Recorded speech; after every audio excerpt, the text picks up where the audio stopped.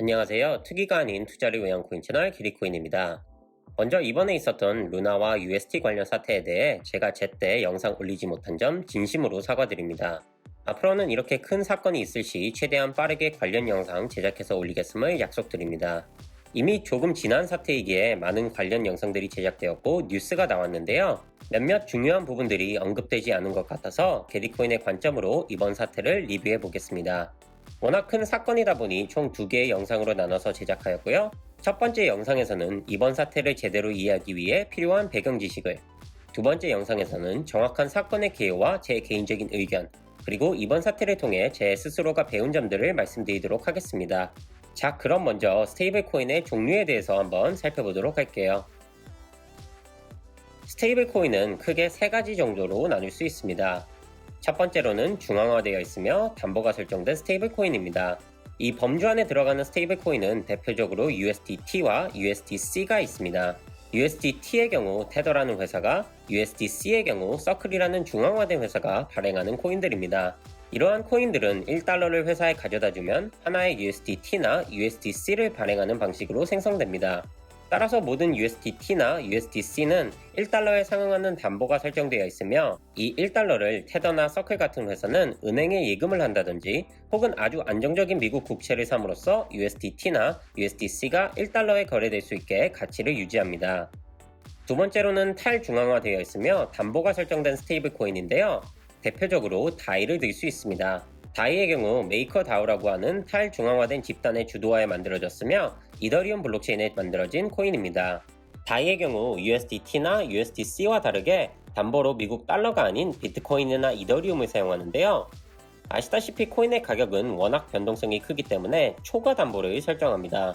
보시다시피 이더의 경우 170%, 비트코인의 경우 175%의 담보 설정 비율로 정해져 있습니다.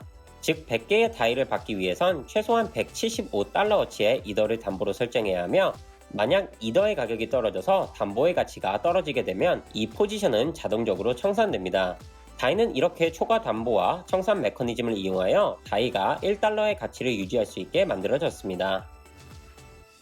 마지막 세 번째로는 탈중앙화되어 있으며 담보 없이 알고리즘에 의해서 1달러의 값어치를 유지하는 스테이블 코인이 있습니다. 이 범주 안에 들어가는 가장 대표적인 코인이 바로 이번 사태의 주인공 중 하나인 UST입니다. UST는 테라 블록체인에 존재하며 이번 사태의 또 다른 주인공인 루나와 아주 밀접한 관계가 있습니다. 이 관계에 대해선 조금 이따가 설명드리도록 하겠고요. UST가 테라 블록체인에서 왜 그렇게 중요한지를 간단히 설명드리면 테라 블록체인은 기본적으로 이커머스나 온라인 결제 시스템을 대체하고자 만들어진 블록체인입니다. 이러한 역할을 제대로 해내기 위해선 블록체인에 존재하는 스테이블 코인이 가장 핵심적인 부분이기 때문에 사실상 UST가 테라 블록체인에서 가장 중요한 코인이라고 해도 과언이 아닐 것 같습니다. 이번에는 아까 말씀드린 UST와 루나의 관계에 대해서 설명드리도록 할게요. 먼저 테라 블록체인은 레이어 1 블록체인이며 그 위에 존재하는 루나는 여타 다른 레이어 1 코인과 같이 수수료와 지분 증명의 담보로서의 가치가 있습니다. 그리고 또 하나 바로 UST의 가치가 1달러로 유지될 수 있게 도와주는 역할을 합니다. 아까 말씀드렸다시피 UST는 담보가 없이 알고리즘을 통해서 가치를 유지한다고 말씀드렸는데요. 여기서 말씀드리는 알고리즘이란 바로 차익 거래를 뜻합니다. 차익 거래란 무위험으로 1년의 거래를 통해서 수익을 내는 것을 뜻하는데요. 테라 블록체인에서는 현재 시장에서 거래되는 UST의 가격과 상관없이 항상 UST를 1달러어치의 루나로 바꿔주는 메커니즘이 있습니다. 이 메커니즘을 통해서 어떻게 차익 거래를 일으킬 수 있는지 예를 들어 설명드리면 먼저 UST가 시장에서 50센트의 거래가 되고 있고 루나는 10불의 거래가 되고 있다고 해보겠습니다. 그럼 차익 거래를 하기 위해선 시장에서 100불을 주고 200개의 UST를 삽니다. 그리고 이걸 테라 블록체인에 가져가서 20개의 루나와 바꿉니다. 이게 가능한 이유는 현재 시장에서의 가격과 무관하게 UST를 1불로 계산하기 때문에 총 200불어치의 루나 코인을 받을 수 있습니다. 마지막으로 20개의 루나 코인을 시장에 10불에 팔면 저는 200불을 받게 되면서 무위험으로 100불의 수익을 낼 수 있습니다. 참고로 이 과정에서 제가 20개의 루나 코인으로 바꾼 200개의 UST는 스마트 컨트랙에 의하여 아예 없어지게 됩니다. 이 전체 과정에서 가장 중요한 몇 가지 포인트는 첫 번째로 UST를 1불의 값어치로 루나와 바꾸는 것은 오직 테라 블록체인에서만 가능하다는 점입니다.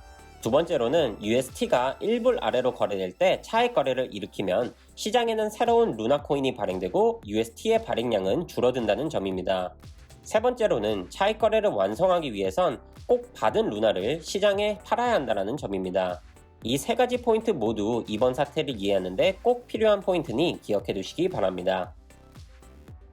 이번에는 테라 블록체인에서 가장 중요한 프로토콜이며 이번 사태의 일정 부분의 역할을 한 앵커 프로토콜에 대해서 설명드리도록 하겠습니다. 앵커 프로토콜은 쉽게 테라 블록체인 내의 은행이라고 생각하시면 됩니다. 여기에 UST를 예금하면 거의 20%에 육박하는 이자를 받을 수 있기 때문에 그래프에서 보실 수 있다시피 테라 블록체인에 엄청난 양의 자금을 모으는 데 일조하였습니다. 현재는 약 68% 정도지만 원래는 75%에 달하는 테라 블록체인 내 자금이 앵커 프로토콜에 몰려있을 정도로 의존도가 높았습니다. 많은 분들이 이러한 이유 때문에 루나와 UST를 폰지 사기라고 칭하시는데요. 저는 이 의견에 개인적으로 동의하지 않습니다. 왜냐하면 제가 보기엔 이렇게 자기 살을 깎아먹으면서까지 높은 이자율을 준 건 마케팅적인 측면이 가장 크다고 생각하기 때문입니다. 현재 스테이블 코인들의 전쟁이라고 봐도 무방한 시점에서 이렇게 높은 수익률로 많은 자금을 블록체인 내로 흡수하고 이러한 블록체인의 성장을 기반으로 굉장히 다양한 탈중앙화 앱들이 만들어졌으며 UST의 이자율 뿐만 아니라 더 많은 유틸리티를 주려는 시도를 하고 있었기 때문에 이걸 쉽게 폰지 사기라고 칭하는 것은 옳지 않다고 생각합니다. 더 자세한 제 개인적인 의견은 다음 영상에서 말씀드리도록 하겠고요. 앵커 프로토콜은 은행이기 때문에 예금뿐만 아니라 대출도 가능합니다. 대출을 하기 위해선 담보를 설정해야 하는데요. 이 대출을 통해서 레버리지 포지션을 만드는 것이 가능합니다. 바로 이 부분이 상당히 많은 매체들이 놓치는 부분 중에 하나인데요. 쉽게 예를 들어 설명드리면 제가 루나에 굉장히 장기 투자할 생각으로 루나를 매수했다고 해보겠습니다. 코인 가격이 오르는 것 말고 더 수익을 낼 궁리를 하다가 레버리지 포지션을 만들기로 결정합니다.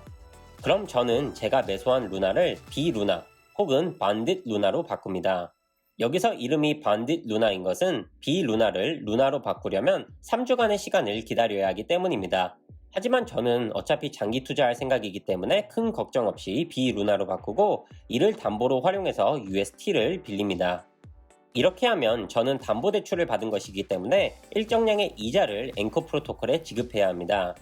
하지만 이러한 대출을 장려하기 위해서 앵커 프로토콜은 해당 프로토콜의 코인인 ANC라는 코인을 저에게 인센티브로 줍니다. 심지어 저는 빌린 UST를 앵커 프로토콜에 맡겨서 약 20%에 가까운 이자도 받을 수 있습니다. 즉, 이 레버리지 포지션을 통해서 저는 루나 가격의 상승, ANC 코인 인센티브, 거기다 UST의 이자율까지 받을 수 있습니다. 이 포지션은 루나의 가격이 상승하고 있을 때는 전혀 문제가 없지만 가격이 급격히 떨어지면 담보로 맡긴 코인의 가치가 하락하기 때문에 강제 청산 당할 수 있습니다. 이 또한 중요한 포인트이니 꼭 기억해 두시기 바랍니다.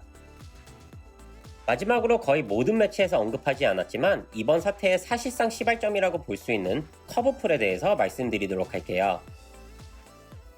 말씀드렸다시피 UST는 원래 테라 블록체인에 존재합니다.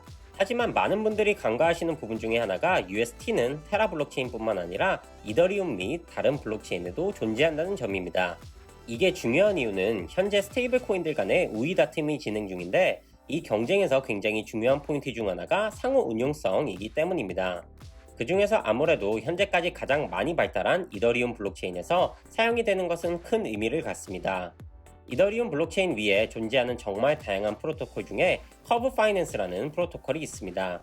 커브는 덱스 중의 하나로 스테이블 코인 간의 유동성을 중요시하는 프로토콜인데요. 커브에는 3풀이라는 것이 존재합니다.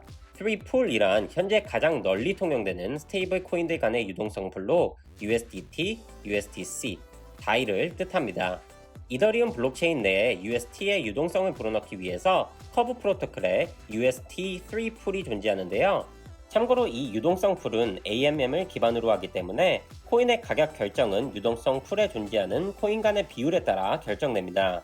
문제는 바로 이 유동성 풀에서 시작하는데요. 루나팀은 UST가 진정한 스테이블 코인으로 인정받기 위해 4풀이라는 것을 만들기로 시도합니다. 참고로 여기엔 DAI가 포함되어 있지 않는 대신 USDT, USDC, FREX, 그리고 UST가 포함되어 있는데요. 이 이유는 DAI와 UST가 직접적인 경쟁 관계에 있기 때문입니다. 바로 이 4풀을 만들기 위해서 루나팀은 약 일주일간의 UST 3풀에서 유동성을 상당 부분 뺐는데요. 이렇게 되면 유동성 풀 사이즈가 작아지기 때문에 작은 금액으로 큰 파장을 일으키는 것이 가능합니다. 제가 다음 영상에서 더 자세히 설명드리겠지만 바로 이 부분에서 루나 UST 사태가 시작되었다는 것은 꼭 알고 넘어가셨으면 좋겠습니다. 자, 이번 영상에서는 루나 UST 사태를 이해하기 위한 배경 지식과 주변 상황에 대해 설명드렸는데 어떠셨나요? 실제로 어떠한 상황이 발생해서 어떻게 이 사태가 일어났는지는 다음 영상에서 설명드리기로 하겠지만 이 영상에서 나오는 내용들을 꼭 알고 계셔야 이해할 수 있다 보니 이번 영상 잘 봐주셨으면 좋겠습니다. 언제나 그렇듯 질문은 댓글로 남겨주시고요. 이 영상이 유익하셨다면 구독과 좋아요 그리고 알림 설정까지 부탁드릴게요. 감사합니다.